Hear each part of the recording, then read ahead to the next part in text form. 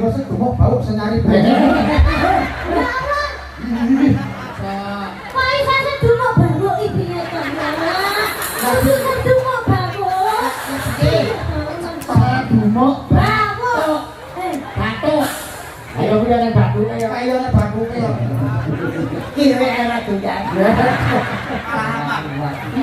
Aman. Karo piye lho? Aku biyen ya tau kok Mbah. Piye? Duwe pacar sing koyo ngene iki. Terus? Bae dhek mangga marani ae yo. Larane atimu. Paling pertama iki loro. Terus suwe-suwe terus dah. Nah, ujian bocah sing karo cah SMP kok omongane menjuwur. Bawa kelas bawa. Ya. Ayo bisa. Oh, belok baran. Iki tak bayangke sampean ki dadi pacarku. Dadi tak tomane iki sampean ki wong sing paling ganteng dhewe sing paling tak tresnani dhewe. Ora sah etok-etok sing karo tenanan wae. Tenanan apa wani ngragati aku? Wong mahe ra duwe. Ojo nyek kaki. Napa, Mbah? Iki sugih Kok iso? alas mantingan ngampe juru-juru Banjarjo dituku so Januari panen kethek. Ora ngerti kesugihane mondok. Ora ngerti. Omahmu lho cagake pira? Cagake 12 bah iki. Apa? Jangan ya pendopomu cagake 12 ya. Yo, Sing papat nang tengah to. Sing 8 nyongkok kok ngoten iki. panen pendoponan ambruk. Kayak omah ramah tamah. Anak kayak anak angin kolor itu. Anak Sopan omah. Mai sopan. Omah kan gitu. Kamar mandi kok tekan omah yang model penek.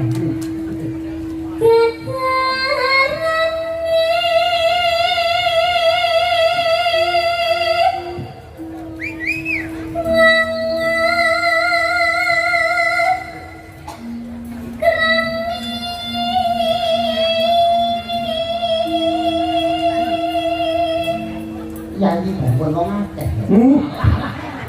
Nyai garwe Wong akeh iki lho. kakang. Kakang aku ora trimo lho bolane kan mau. Iki wis salah ganteng kok. Ikan, maksudnya ojo teman-teman. Kuwi mau sak sore di rumah kopi. Aku ora jenenge. Keren. Permangan supir. Sing wedok sing masak terus main keren. Ya iki ben kakang ya iki. Injen kancang Mas. Yo kacang atom. Wong iki kudu sing budaya sing seni. Sing semelan, sing semelan. Dewe malah tahu. Dari lagi santai mbak. Nah, ini lho, wong mbok sing bawa ora iso. Iya. Ini ben kakang ya. Tahu tanggapan aku ngene iki. Lah terus Dhek mengimu minggu kuwi blakone cek minggu ngalor. Lah kok malah kayak hula hop iki lho. Puter-puter lho. Main apa?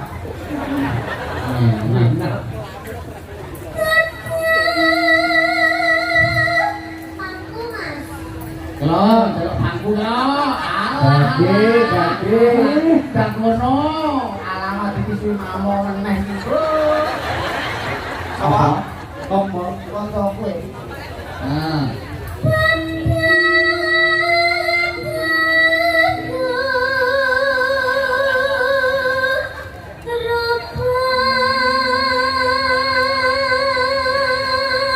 Nah, sing wedok kaya komorate, sing lanang kaya komodo.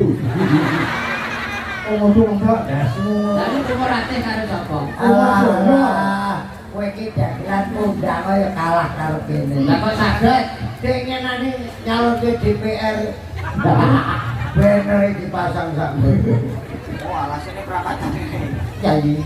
Injen Kang Mas. Tresnaku marang sliramu. Kang Mas nek ngomong madhep mriko malah nggih abate ambil ndak enak.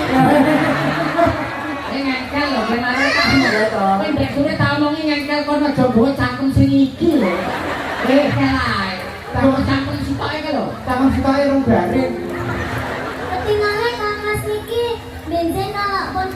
jadi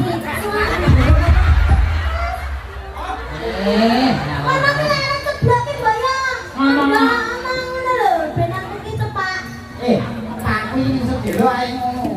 Ngomong iki aku ora gelem meneng-menengmu ini. Lah kire. Akhirnya aku yo keri. Jadi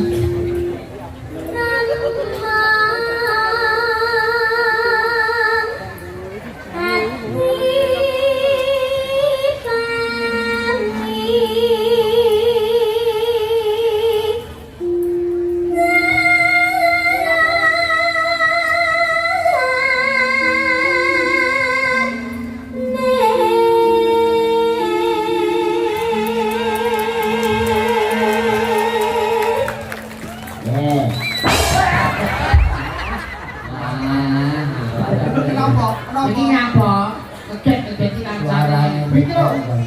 Kowe kan ndane liyane kok. Apa-apa?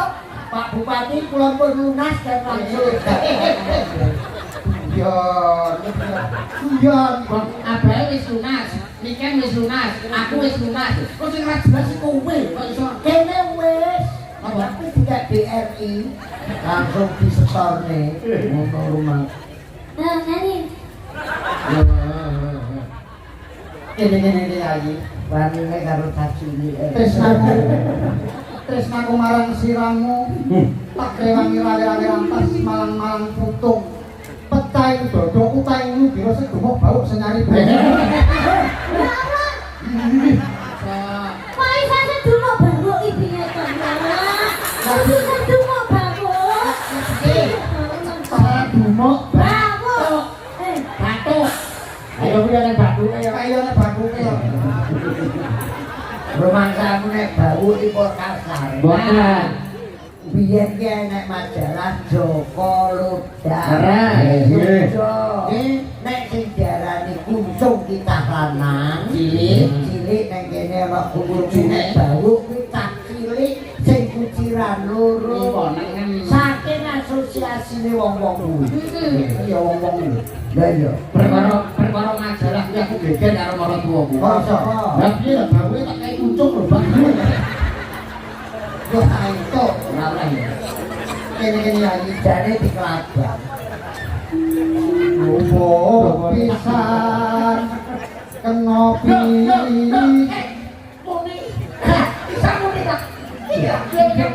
Piye kali? lumput pisan kena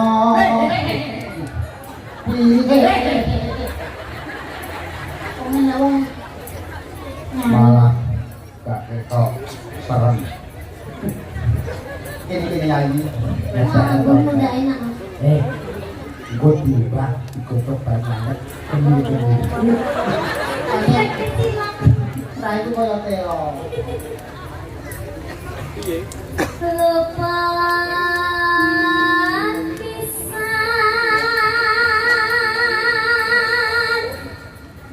kena pisan.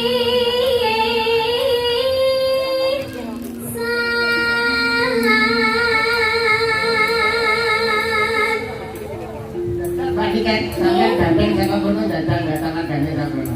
Laku wong loro dadak. Oke. Mbak Niken, badhe teng pundi? Tadi gua telak, Mas.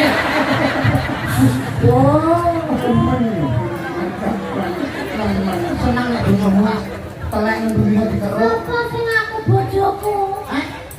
Sing aku bojoku sapa? Etok. Oh, ngono to. Dadane aku ndek bojo sampean kok ora anak kowe gendruwo. Yai, ora pareng kaya ngono. Ana ing sadurunge Taman Makam Pahlawan kene Setaman Taman Keputren. Bakal pahlawan mendembok. Taman Makam Pahlawan udah Taman Kaputren. Ya.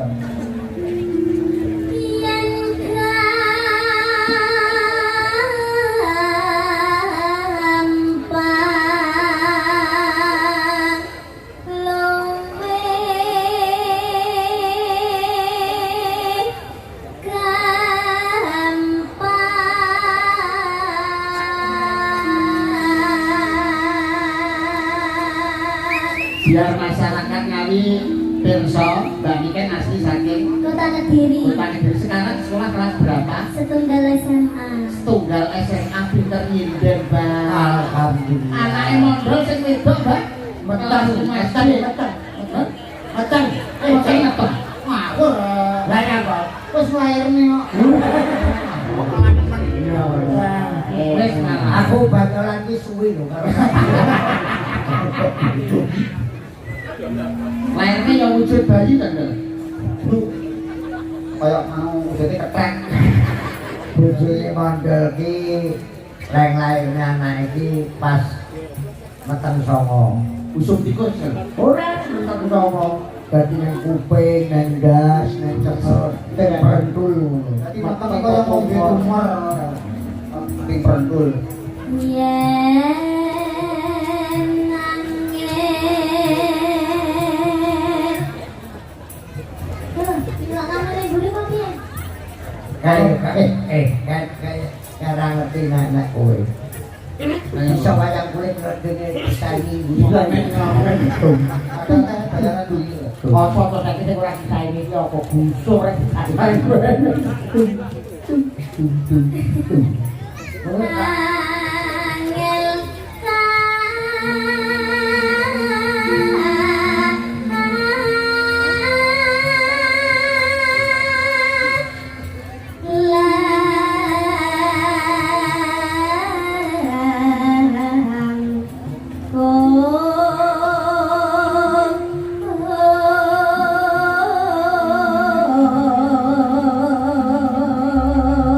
Dan ketok mesra jambine karo sampean enake lho, Mbak. Dan ketok piye lho, Mbak. hati-hati untunge pasangan lho.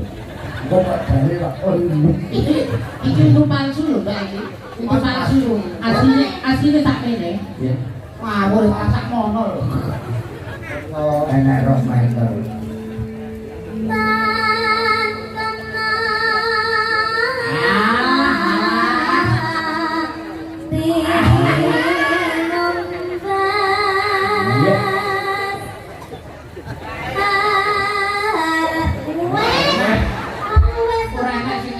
Jaminan kok jaminan kan.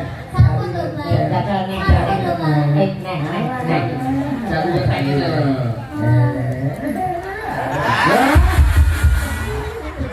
One bagus. Selamat ulang tahun. Selamat ulang tahun. Ada sing kurang ayo. Doknya bro. Kok ini dulu.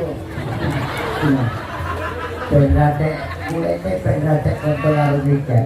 Iki berarti kok mesti ngombe obat. Napa kok sakit? Mencret, sumpah. Kakek mangan supel. Batu baru diolah ke pangan. Olahnya bokongnya kandel. Pepesan toh. Iya. Kok iso yo moe. Kok nek garingan lantak dhewe. Tan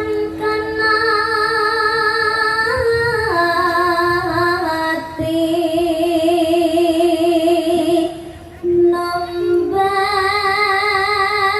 nombas harta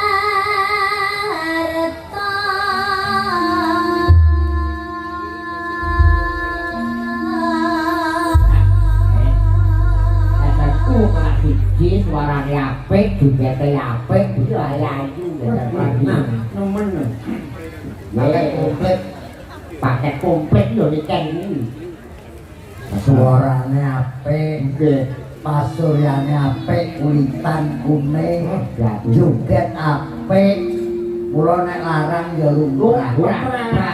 Lah, dine mondol iku. Pripun? Pripun mati kula? Lah dene kuwi apa? Bisu. Bisu bisi aku. Mondol iki omong jelas aku ora lho kok bisi. Kok sing goblok ya bebek kae ngomong bisu mesti itu. Banyak ngono bangga dikoki kan. Ya udah tiba. Katanya apa ini? Senang kula mawon Oh, ya. aku pakai pot di pot itu. Anu mawon dicampur mawon. Oke.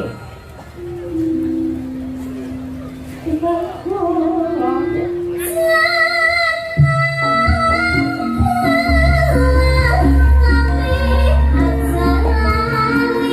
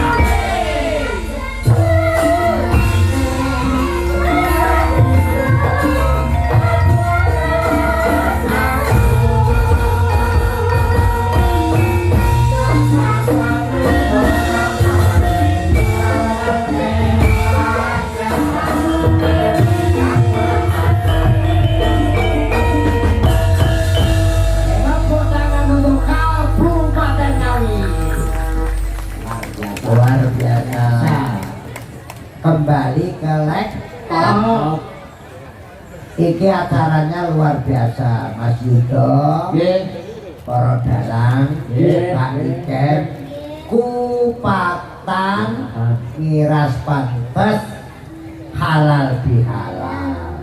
Mau disinggung Mas Yudo, Mas Dalang, kupatan ki tradisi sing ora iso ilang karo budaya Indonesia. Ora wong Jawa tok, aku mubeng Palembang ngampek Hong Kong ngampek Taiwan, neng kono enek wong Indonesia, khususnya wong Jawa mesti ana kupatan.